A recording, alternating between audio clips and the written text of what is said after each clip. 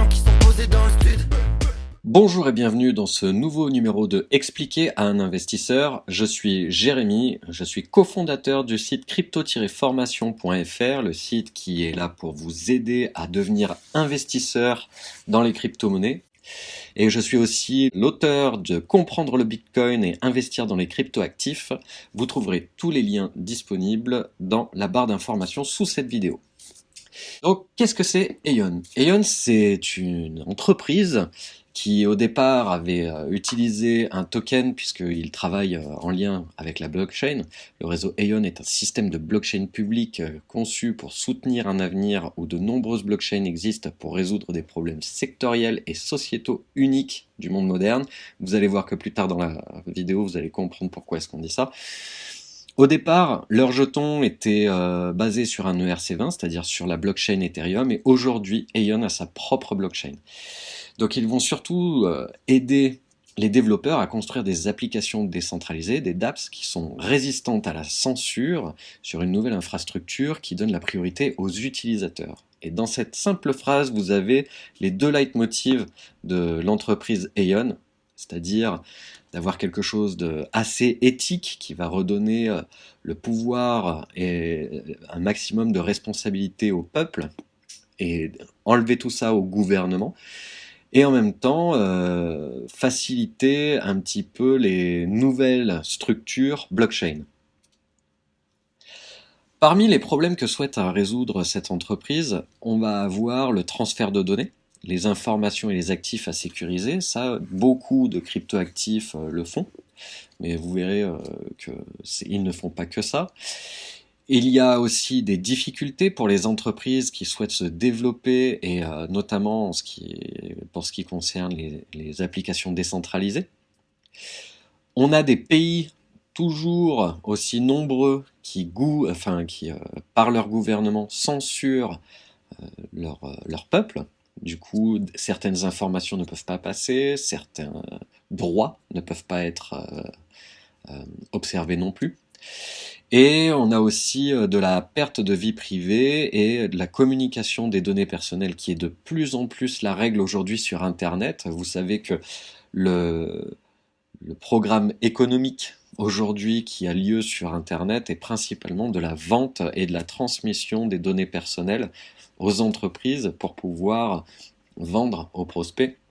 Et donc, ça c'est un réel problème, en tout cas de plus en plus.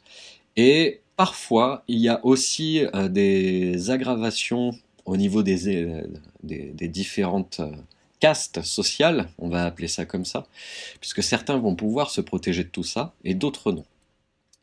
Donc, Aion va chercher, parmi tous ces problèmes qu'on a soulevés, à démocratiser l'utilisation et aussi le développement des applications décentralisées, et notamment sur les mobiles.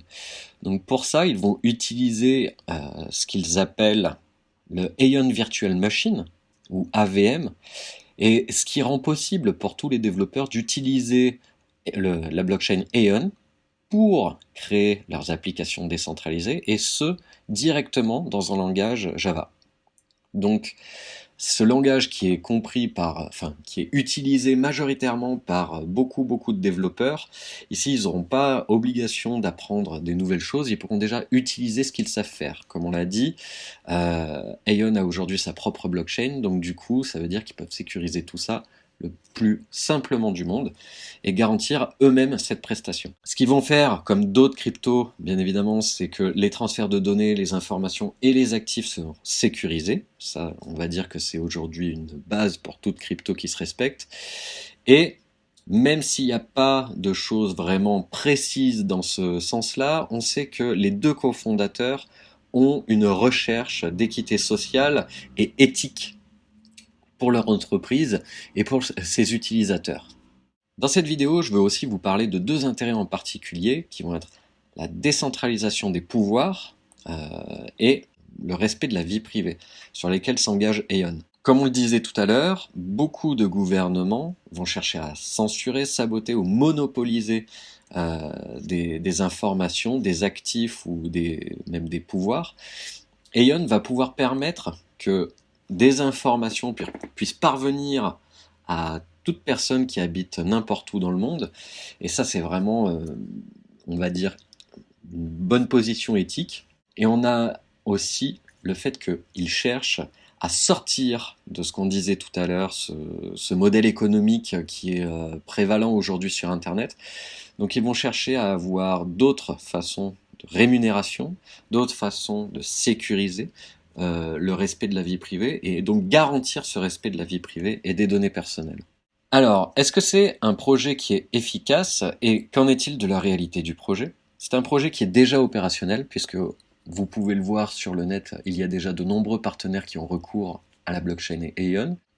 On a des fondateurs d'expérience, c'est notamment Matthew Spoke et Gentoo. Alors les deux ont déjà travaillé sur la blockchain qui est utilisée aujourd'hui par le groupe Deloitte qui est un énorme groupe mondial et qui est du coup ces deux personnes ont déjà travaillé dessus et notamment Gentoo qui est sur la question de la recherche et du développement. Et donc on sait qu'ils ont de l'expérience, on sait qu'ils ont déjà une efficacité prouvée puisque la blockchain sur laquelle ils ont déjà travaillé sur un très grand groupe fonctionne. Donc on sait que Aion part déjà sur de bonnes bases.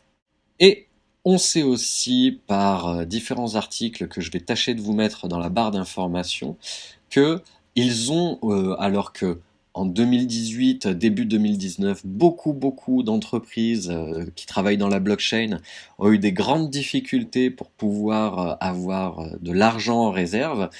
Eux, ils avaient encore, début 2019, la capacité, enfin ils avaient plus de 14 millions de dollars de réserves sur leur compte.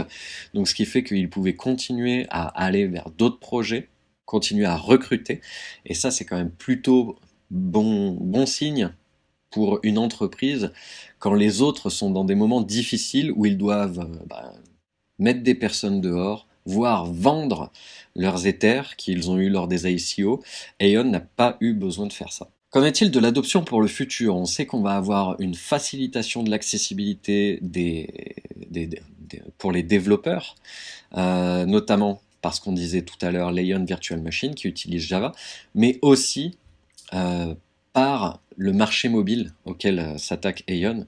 Et donc du coup, on sait qu'on va avoir vraiment une explosion parce que s'ils utilisent le langage le plus utilisé, enfin un des plus utilisés, et qu'ils utilisent aussi quelque chose qui demande peu d'argent, et où du coup beaucoup de pays vont pouvoir rentrer là-dedans, et on sait que si en plus de ça, ils cherchent à garantir le fait qu'il n'y ait plus de censure dans certains gouvernements, les pays émergents vont avoir recours à une entreprise comme Aion.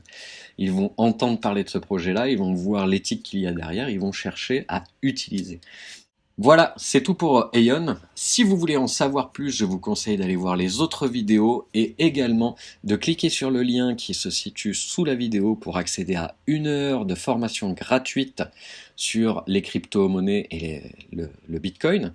Et je vous dis à très bientôt sur la chaîne.